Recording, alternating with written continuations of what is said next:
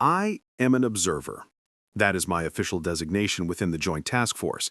I don't carry a combat patch from any single nation, but my operational history spans multiple continents and involves working alongside nearly every major Western Special Operations Force, SOF, unit you can name. The German KSK, the Polish GROM, the French COS, and, yes, the Americans. I've seen the best of the best, the tip of the spear in places the news never covers. What I'm about to tell you isn't a battlefield story of heroism and explosions.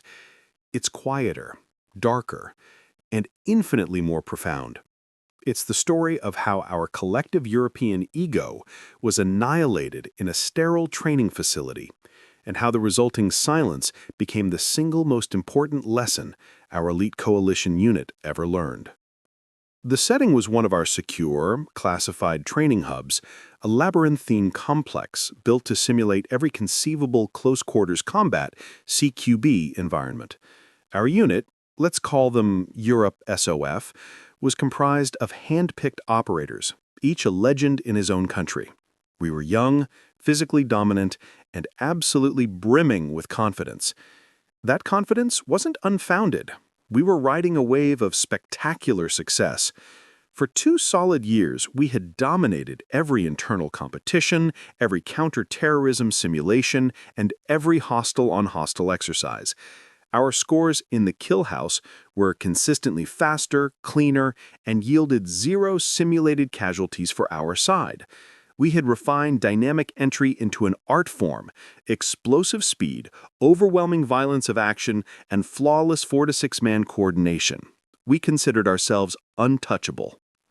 The wager originated one Friday night at the officers' mess, hours after setting a new unit record for clearing the kill house complex. The room was loud, filled with the aroma of cheap cigars and the celebratory clatter of glasses. They talk about the Americans as if they are gods, Lieutenant Thomas, a 28-year-old demolition expert, who was admittedly brilliant, announced to a cheering crowd. But look at the data. They rely on their gadgets and their budget. We rely on pure speed and fire discipline. We are faster. We are hungrier. A colonel nodded, smiling but cautioning, "Be careful, son. We're here for JCET, Joint Combined Exchange Training. We learn from them, they learn from us. No competition." Thomas didn't listen. Flushed with pride and perhaps too much whiskey, he slammed his wallet onto the table. It was thick with cash from his latest deployment bonus. "I bet $10,000, he declared, his voice cutting through the noise. $10,000 that when those Delta boys run the same kill house drill, we will beat their time and their efficiency score. They can send their best. I bet they can't touch us." The room roared. No one took the bet. Why would they? We were the champions. The American unit arriving was part of an annual coordination program meant to cross-pollinate techniques. The official narrative was cooperation. But in the eyes of Europe SOF, fueled by 2 years of unbroken triumph and Thomas's arrogant wager, this was no exchange. This was a tournament of honor, a chance to prove, definitively, that the new European generation had surpassed the celebrated American legends. The air in the week leading up to the exercise was electric, a giddy, almost manic energy. It felt less like a training exercise and more like the build-up to the World Cup final. We prepared for a battle of titans, convinced we knew which titan would fall. What came next wasn't a battle. It was an execution. And the silence that followed the final round would, for those of us who witnessed it, become the true measure of absolute skill. The pressure on the European team was self-imposed, but it was immense. We weren't just representing our own countries. We felt we were representing the future of special operations, a lighter, faster, more adaptable, and tech-savvy fighting force. Our core doctrine relied on the overwhelming principle of the dynamic entry. We believed that the human mind, even a trained one, could not process 3 variables simultaneously. the concussion of a flashbang grenade, the sudden breach of a door, and the immediate coordinated torrent of focused fire. Our standard operating procedure, SOP, dictated maximizing speed above all else. If you hesitate, you die. The doctrine of speed. Our training was a testament to this philosophy. We spent countless hours on the range, not just on accuracy, but on the speed of presentation. Our breaching techniques prioritized blast or mechanical speed, followed instantly by a four-man stack clearing an average-sized room in under 1.8 seconds. We moved so fast that the simulated hostiles often didn't have time to properly aim their weapons before we were on them. This had earned us those high scores and that crippling self-assurance. The unit participating was truly exceptional. For the sake of this report, let's detail their key strengths. Physical conditioning, beyond elite. They treated a 4-hour CQB drill under full load as a warm-up. Their endurance in a stand-up fight was unmatched. Breaching expertise. They were surgical and explosive. They could analyze a door and choose the perfect method: thermal torch, shotgun blast, or high-density charge in seconds. Four-man coordination. In a closed environment, their stacks were poetry in motion. They moved as one entity, covering every corner and angle with minimal verbal communication. This track record led directly to the dangerous confidence embodied by Lieutenant Thomas's $10,000 wager. For us, Delta Force represented the old guard, a powerful, historic force, yes, but perhaps too focused on old-school stealth, too reliant on their long-shadowed history in places like Mogadishu or Fallujah. Our belief was simple: we are young, we are faster, and we are more aggressive. Aggression wins. The flaw in the foundation. But beneath that rock-hard self-belief lay critical flaws we were too blind to see. Reliance on predictability. Our speed was optimized for predictable scenarios. We practiced for the best way to run the kill house, not the 1,000 other ways it could be run. The thrill of action. We were addicted to the rush, the adrenaline dump of a successful dynamic entry. We associated good work with loud, fast work. Subtlety was viewed as weakness, a lack of conviction. Contempt for the enemy. By dismissing Delta forces too old or too slow, we failed to prepare for the one thing true masters possess: sophistication. We prepared for a sprint. They were preparing for chess. The internal debates leading up to the exercise highlighted this split. "This is madness," Major Callan, our unit's oldest officer at 35, warned during a final briefing. "Delta is not a team you gamble against. They are not about the fastest time. They are about the only time that matters. Zero risk, 100% mission success in real life. We need to reset our expectations." But the majority, led by the lieutenant, scoffed. "If we cannot beat them in a fair simulation, how can we believe we are ready for the highest level? This is a chance to validate our doctrine." The mood was intoxicating. The night before the exercise, the tension was palpable. Every piece of gear was checked, rechecked, and polished. The operators huddled, not refining their tactics, but bragging about their physical prowess and predicting the score. They were dressed not as students, but as triumphant warriors preparing for a decisive, glorious victory. They believed they were entering a fight. They were, in fact, walking into a highly efficient classroom, where the tuition fee would be paid in the currency of shattered pride. They didn't arrive with a thunderclap. They arrived with a whisper. We had expected the parade, the massive transport aircraft, the heavily armed escort, the aggressive, confident posture. Instead, it was just a rented minivan and a nondescript SUV that pulled up near the logistics hangar.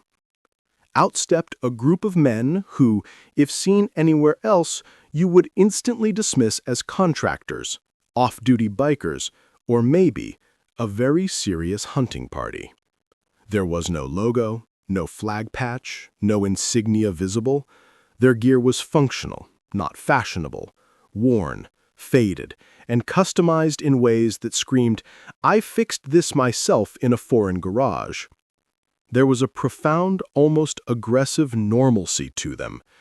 They were the gray men. The first impression, the eyes. What struck us immediately was the stillness.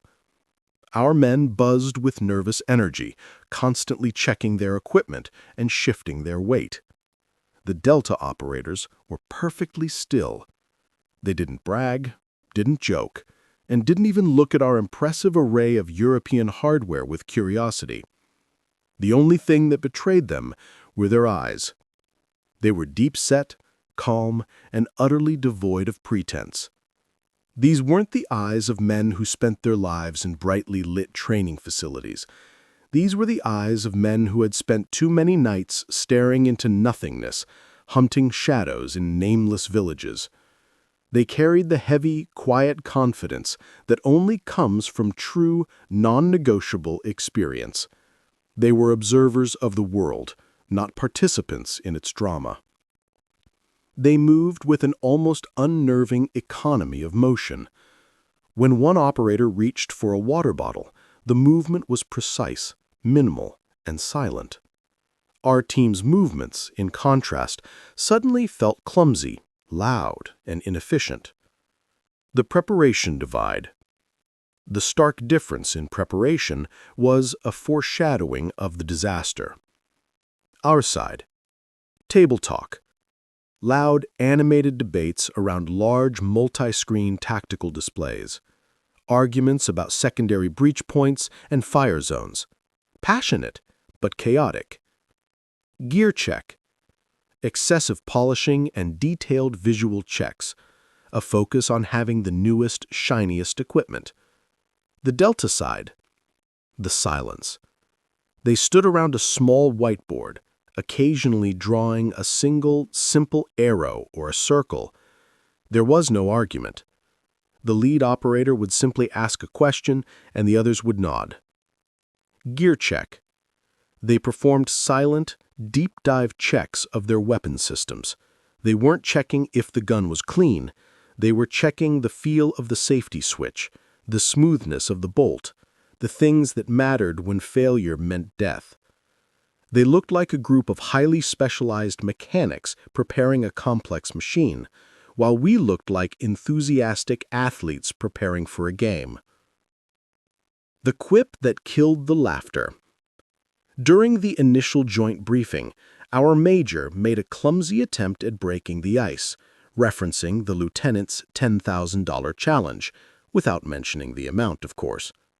The Delta team leader, a man whose call sign I will never repeat, who looked like a quiet geography professor, simply nodded. Then he uttered the quote that instantly sucked all the oxygen out of the room. "We're not here to win. We're here to learn. Winning is just a side effect." Our team erupted in nervous laughter, interpreting it as faux humility or an acknowledgement of defeat. But the Delta team didn't crack a smile. Their faces remained impassive. They genuinely meant it. For them, victory in a training environment was irrelevant. The only currency was survival and knowledge. The tactical briefing. Depth perception. The true awakening began during the joint tactical briefing. Our lead strategist presented a complex flowchart for the hostage rescue scenario. It was detailed, covering every contingency: mechanical failure, comms loss, two-man takedowns. When it was Delta's turn to ask questions, they didn't critique the flowchart. They went deeper, asking questions that exposed our lack of depth perception. What is the cultural background of the role-playing hostage takers? Are they religious, political, or purely mercenary? Our answer was, it's a generic mercenary profile. What is the lighting profile of the alleyways outside the building? Are there any exposed power transformers that could be exploited for a silent, localized blackout? We hadn't even checked. What is the rate of decay of the structural integrity of the main target building? If we use a charge, will the ceiling dust alert the secondary observers 10 floors up? Our strategist faltered. These were not the questions of an opposing team trying to gain an edge. These were the questions of men who were planning a real, non-rehearsed operation where failure was not an option. We had designed a dance. They saw a lethal, multi-layered problem. We were asking how to run the play. They were asking how the entire system worked. The gap between our tactical thinking and theirs was no longer one of skill, but one of philosophy. It was deeper than we could possibly imagine.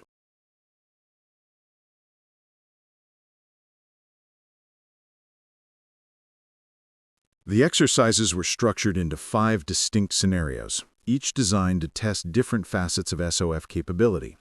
Close quarters battle, CQB, urban search and takedown, hostage rescue, anti-ambush, and a final, free-form force-on-force exercise. Our men were cocky going into the first round. We were confident we would win the first 3 rounds, lose the forest/anti-ambush due to Delta's assumed experience edge, and then hold our heads high. Round 1. The illusion of speed. The initial test was pure speed CQB, clearing a 2-story residential building with 4 simulated hostiles and 1 simulated hostage. Europe SOF was first. Boom! The door exploded inwards. Flashbangs detonated almost simultaneously. Our stack of 4 men, perfectly synchronized, flooded the room. It was a beautiful, violent display of controlled aggression. Every room was cleared in milliseconds. They moved so fast the muzzle flashes blurred. Time, 4 minutes 12 seconds. Simulated casualties, 2 hostiles eliminated, 2 hostiles wounded, 1 friendly grazed. We waited for Delta. The lieutenant checked his watch, grinning. Delta's turn was an auditory anomaly. We didn't hear a breach. There was no flashbang.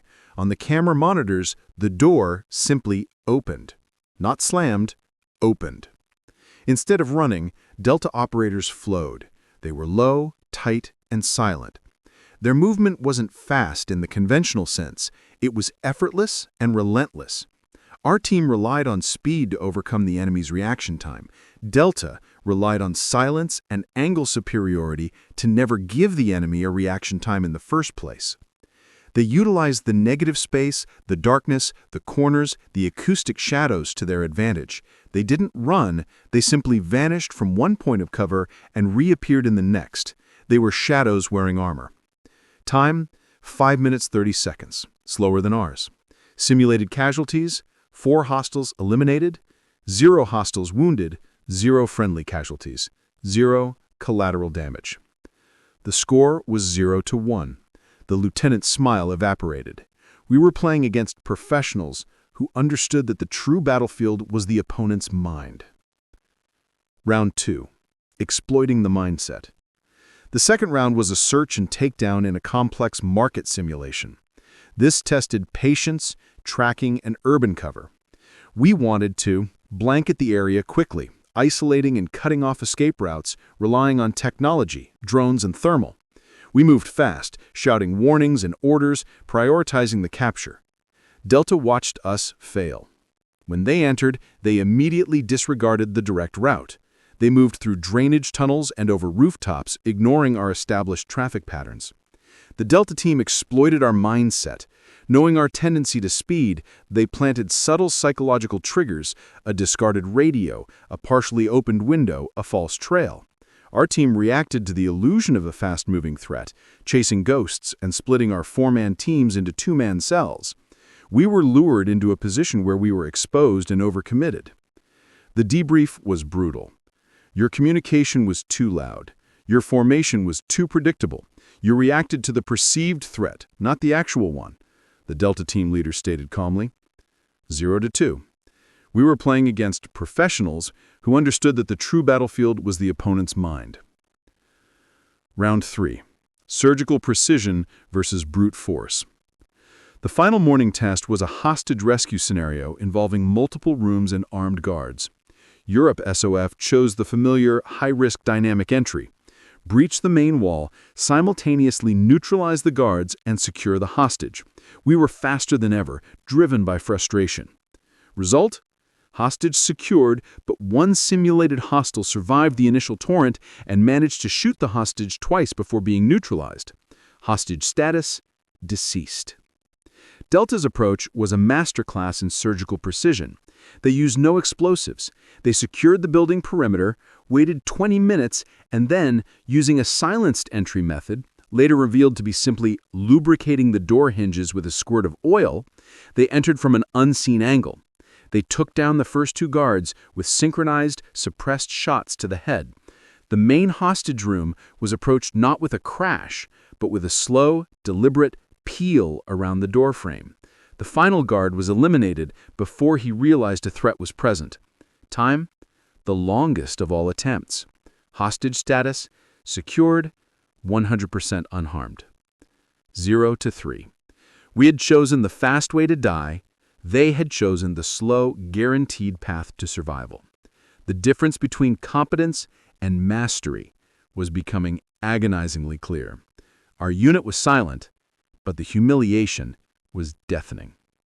The afternoon brought rounds 4 and 5, and with them, the complete emotional and tactical collapse of Europe SOF. The previous 3 failures had stripped away our confidence, replacing it with desperation and rage. Round 4, the sound trap and disorientation. Round 4 was an anti-ambush scenario in a jungle simulation zone. Our team was instructed to patrol a trail and react to a sudden, overwhelming hostile force, played by Delta. NATO's plan was to use our superior firepower, create a defensive perimeter, and counterattack with speed. We believed that in an open-fire scenario, our raw aggression would prevail. Delta had other ideas. The ambush didn't start with a volley of fire. It started with carefully placed, low-tech sound decoys. They used small, timed firecrackers and compressed air blasts hidden in the undergrowth to simulate movement and suppressed fire in directions they were not attacking from. Our soldiers, already rattled and overcaffeinated, immediately prioritized the false threats. They instinctively deployed their speed and fire discipline towards the noise. This pulled our defensive line completely out of shape, exposing the flanks and creating fatal gaps between the men. The actual Delta attack came from the exact opposite direction, a near-silent, diagonal movement across a small, dry creek bed. They moved using the rattlesnake technique, keeping low and never moving more than one man at a time. The result was catastrophic. One by one, our men were tagged from the side. They weren't fighting the enemy. They were fighting a ghost in a place they thought was safe. When the exercise was paused, 3 of our operators were dead, and 2 were hopelessly disoriented, shooting wildly into the empty jungle. The score was 0-4. The lieutenant slumped against the wall, head in his hands. The wager was officially lost, but no one cared about the money anymore. Round 5. The ultimate humiliation. The silence. The final exercise was a full force-on-force scenario. Search, locate, and neutralize. No hostages, just elimination. It was supposed to be the ultimate showdown of skill, a glorious melee where the better fighters would prevail. Europe SOF entered the field with fury, moving to high ground, attempting to locate the enemy with long-range thermal optics. We were prepared for a fight to the death. But the fight never came. For 45 minutes, the massive training facility remained eerily silent. Our comms were filled with whispers of frustration. I see nothing. Thermal is clear. Where the hell are they? Then the elimination reports began filtering in from the central umpire station, relayed over our command radio. Alpha 6, eliminated. Headshot, unseen. Alpha 4, eliminated. Mid-body shot, unseen. We didn't hear a single gunshot. The Delta team was using suppressed rounds with such discipline that the barely audible puff of the discharge was swallowed by the ambient sounds of the environment. The terrifying realization was that they were inside our OODA loop, observe, orient, decide, act. They were so far ahead of our decision-making process that they were able to line up the shot, fire, and move to the next position before our men even realized they were being hunted. The lieutenant, the leader of the assault, suddenly reported a sharp sting on his back. He ripped his vest off and found a single, clean, blue paint mark, sim round.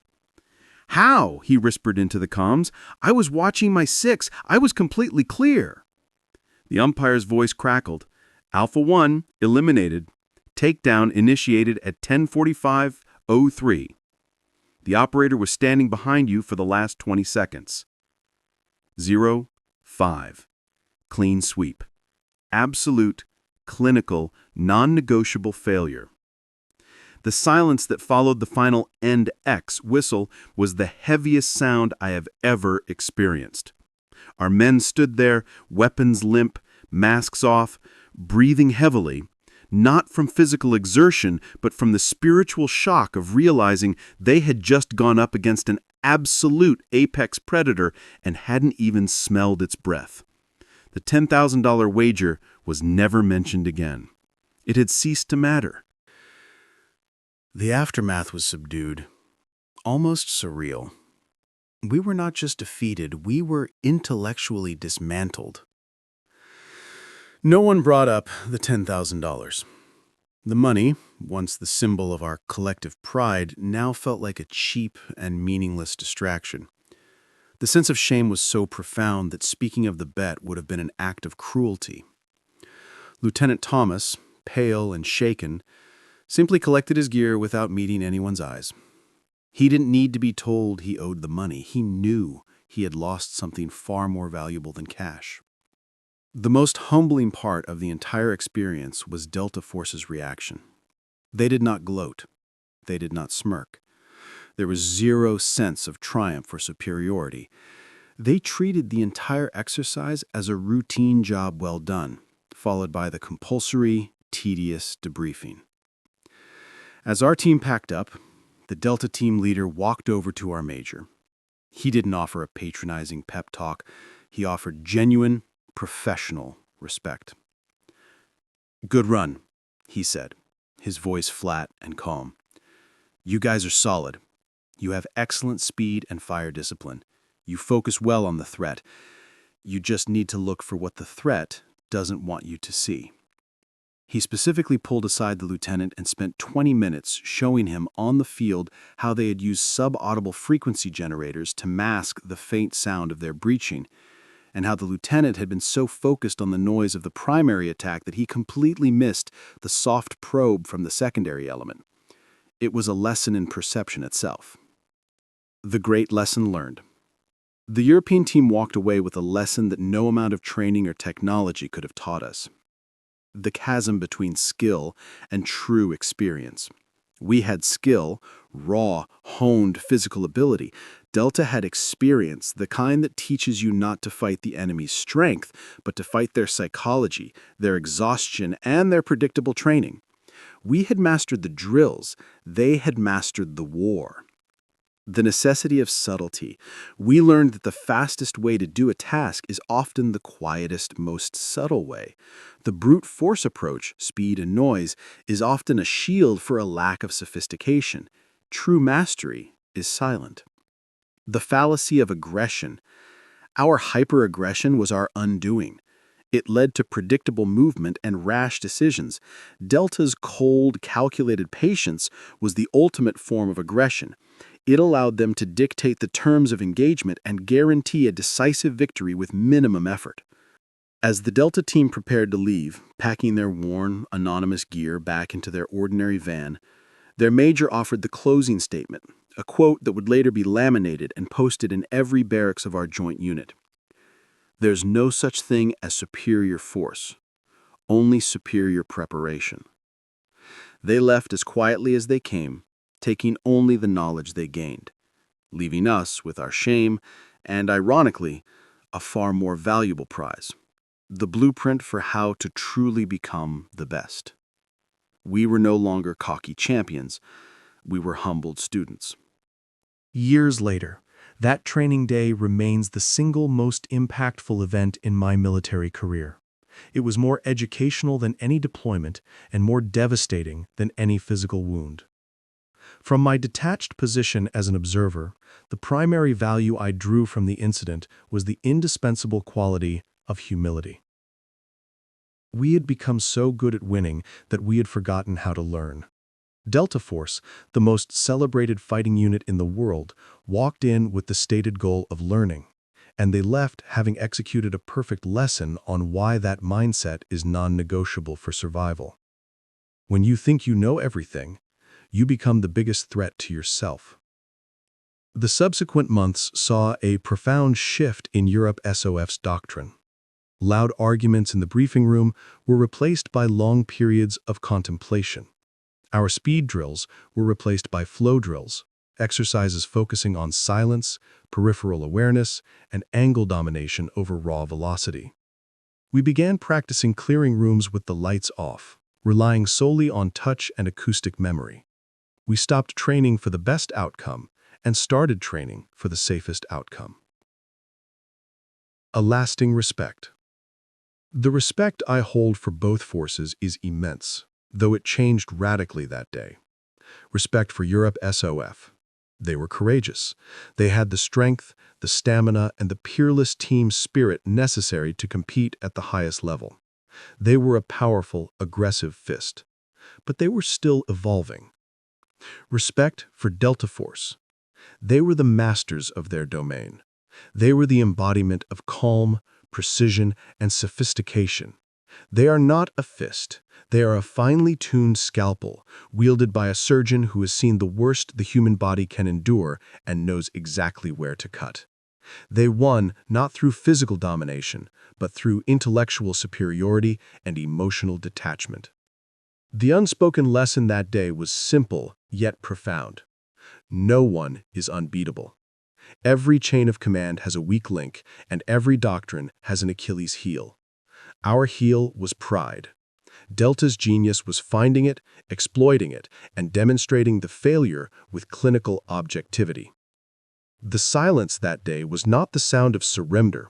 It was the sound of a slate being wiped clean. It was the moment our young, arrogant unit died, and a new, wiser, and significantly more lethal force was born. The $10,000 wager? It was never settled. The cash sat on the major's desk for a week before being anonymously donated to a military family fund. That cash had served its purpose. It was the catalyst for the greatest education our unit ever received. This is where the story ends for me, the observer. I watched the full spectrum of military emotion in a single day. The blinding arrogance of youth, the cold, silent mastery of experience, and the profound humility of defeat. The event, which we now simply refer to as the silence, became the foundational myth of our unit's modernization. It taught us that training records and winning streaks mean nothing when faced with true, non-negotiable stakes. The takeaway message. In any profession, whether it's military operations, business strategy, or complex engineering, you will inevitably encounter the Delta Force of your field. These are the people who do not talk about their work. They simply are the work. They do not chase trends. They define the benchmark. When you face that level of absolute mastery, remember the lesson of the $10,000 wager. Defeat is a prerequisite for growth. We learned more in that single 0-5 shutout than we did in 5 consecutive years of winning. Every failure, especially one that shatters your ego, is a necessary step towards true competence. The power of calm. The loudest team is rarely the most effective. True power resides in stillness, in observation, and in the patient execution of a flawless plan. Always be the student. Even at the peak of your game, adopt the mindset of the humble learner. When the most elite force in the world comes to your base and says, "We're here to learn," they are not being modest, they are stating the fundamental law of survival. The men of Europe SOF are better operators today because of that humiliation. They are quieter, more lethal, and infinitely more prepared. The only competition that matters is the one you have with yourself, striving for that superior preparation. And for that invaluable lesson, we owe a debt of gratitude to the silent, bearded men who came in a rented van and taught us the true meaning of the word professional.